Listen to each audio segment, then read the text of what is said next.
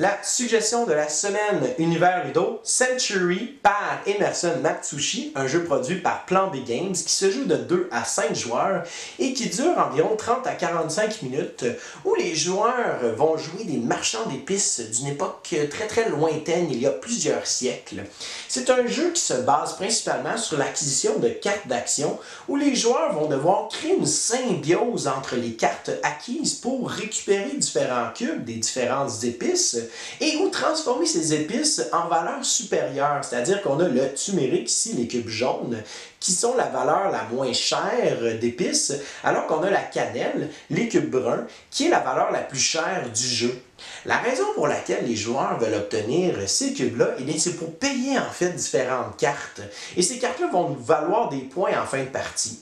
Je regarde le coût en bas de cette carte-là et si j'ai ces épices-là dans ma caravane, je les paye à la banque et je prends cette carte-là et je la mets près de moi. Elle va me valoir un certain nombre de points à la fin de la partie.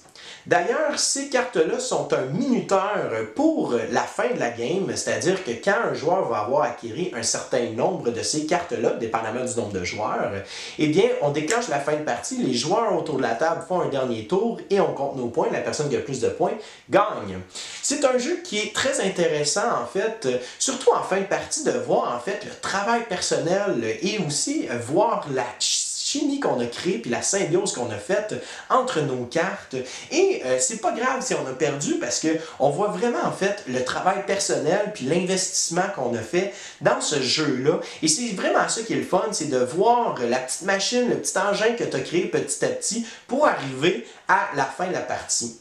D'ailleurs, Century est le premier jeu parmi une trilogie qui va sortir en fait une année à la fois. Donc celui-ci est de 2017. On a le jeu Eastern Wonders, la deuxième jeu de la trilogie Century qui sort très bientôt. Et tous les jeux seront compatibles les uns avec les autres. Donc on va pouvoir créer un méga gros Century puis jouer toutes les trois ensemble puis avoir ben gros du fun. J'ai bien hâte de voir comment est-ce que l'auteur du jeu va pouvoir créer cette chimie-là entre ces trois jeux.